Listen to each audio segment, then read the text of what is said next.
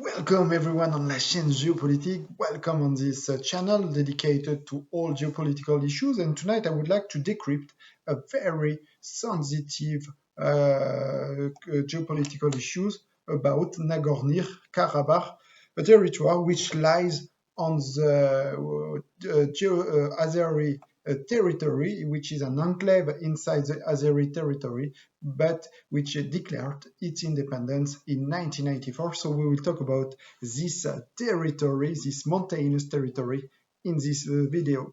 So 26 years ago, in 1994, so 3 years after the end of the Soviet Union, the territory of Nagorno-Karabakh decided to declare war and to declare its own independence for Azerbaijan due to the fact that this territory is populated of overwhelmingly of ethnic Armenian population, and so they declared a war, and they won this war against Azerbaijans.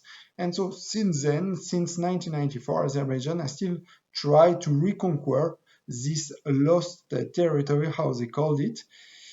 And we saw suddenly 26 years later, last Sunday, so meaning on 27th of September 2020, a new war arose between Azerbaijan and this territory of Nagorno-Karabakh, which is actually protected by the Armenian territory.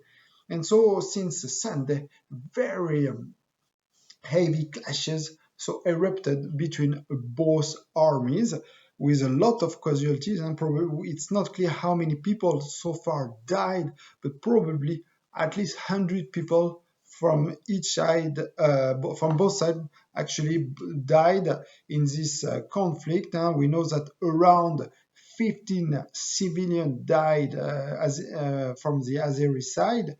It's unclear how many civil Armenians died, but much more soldiers died, especially from the Armenian side. We don't have an official death toll, but it's probably very heavy as far as we know. Probably 100 Armenian soldiers died, and also a lot of Azeri soldiers died. So how come we reach such a bloody situation in this region after 26 years of peace in this region, at least 26 years of ceasefire? How come this ceasefire suddenly disappeared? So we have to keep in mind that Azerbaijan has still wanted as I said in introduction, still wanted to reconquer this territory, which it is considered as its own territory.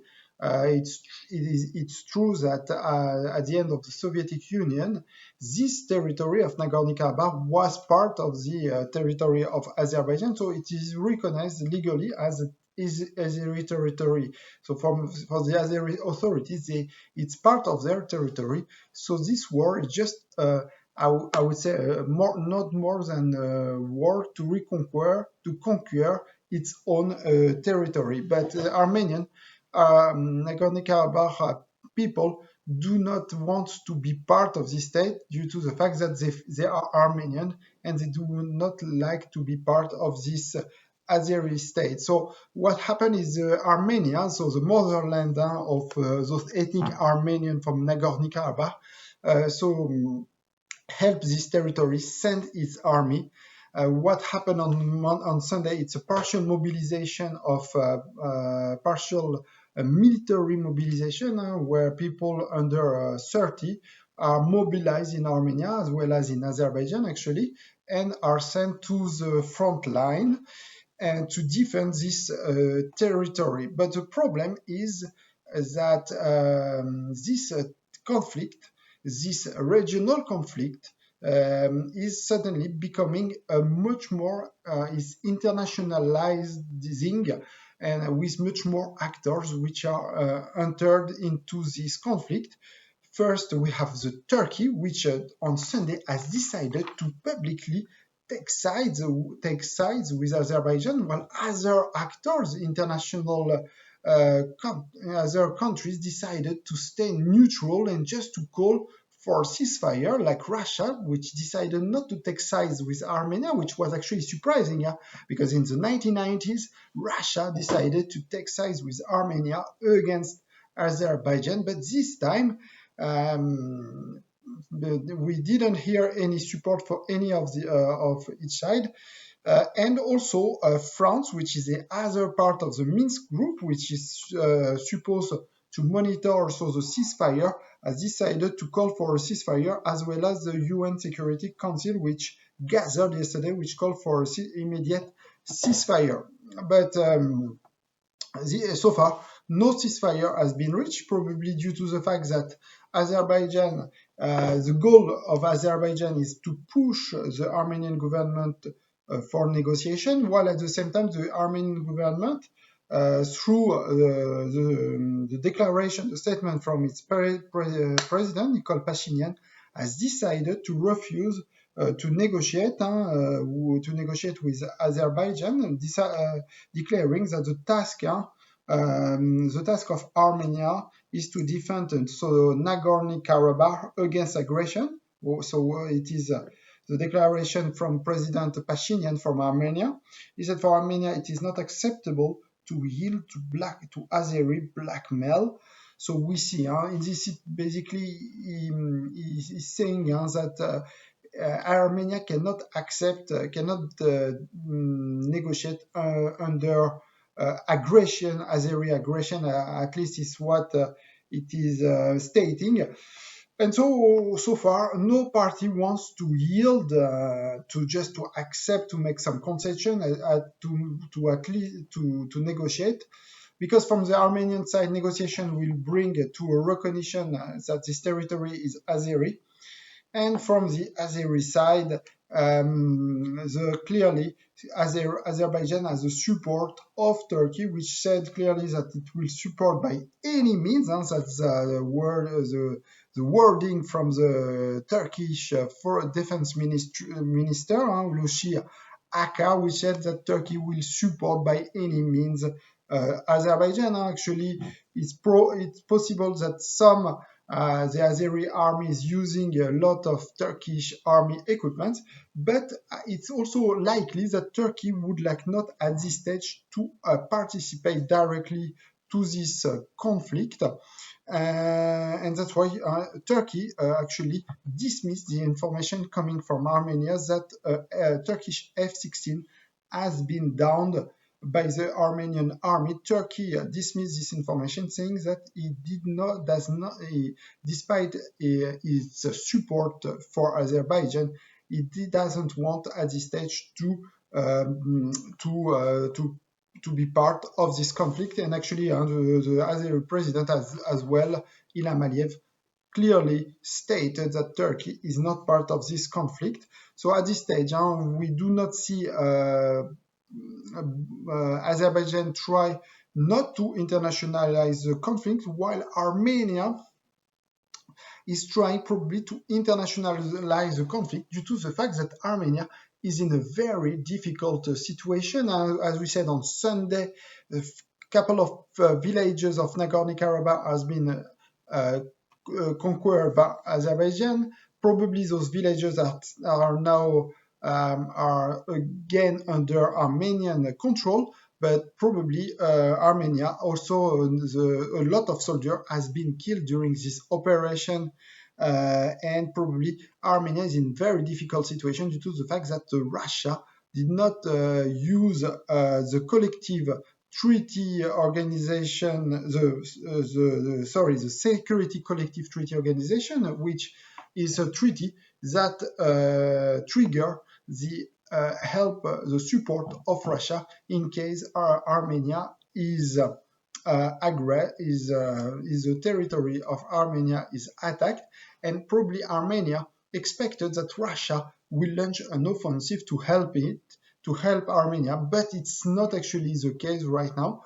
So what happens is Armenia is fighting alone against Azerbaijan, and probably Armenia is in a so difficult situation to keep its intactly its position in Nagorno-Karabakh. So what could happen next? I mean, are we heading towards an international conflict on Nagorno-Karabakh? Probably not at this stage, because as we said, Russia does not want to involve. Turkey does not want to be involved also in this conflict. So what could happen? It's like we are probably heading to a proxy war where each parties are sending their own proxies. For example, we are learning tonight that Turkey probably is, according to statements coming from Russia and France, through President Macron declared tonight from Brussels that he does have information, very clear information, that soldiers from the Syrian opposition have been sent to Nagorno-Karabakh to support the Azeri army. And probably we could imagine that the same could be made by Armenia using some also proxies. And so we see in that way this conflict will internationalize, and probably also another actor could enter into this conflict, which is France, because we have seen over the last days important support from France towards Armenia, due to the fact that Russia is totally neutral so far. France is probably using this vacuum, the fact that Russia does not support Armenia to fill this vacuum and supporting Armenia against Azerbaijan and Turkey. In clear, President Macron wants again to show his clear diplomatic stance for example, in a conflict. We saw it in Libya, where President Macron took sides with the Libyan National Army conducted by Marshal Haftar. So we saw it showing that he shows the sides of United Arab Emirates, of Egypt, of Russia against Turkey. We saw also in Eastern Mediterranean, where France took sides with Greece and Cyprus against Turkey. And now we see in this Nagorno-Karabakh conflict that France took sides with Armenia against Turkey, like in Libya or in Eastern Mediterranean or in Syria, where also President Macron is much more supporting the Assad regime, while Turkey is supporting clearly the Syrian opposition soldiers. So clearly we see that President Macron wants to show that France is an important diplomatic actor, which is standing clearly against Turkish interest in Libya, in Syria, in Eastern Mediterranean, and now in Nagorno-Karabakh. Let's see how things could evolve, whether a confrontation between France or Turkey could happen in Nagorno-Karabakh.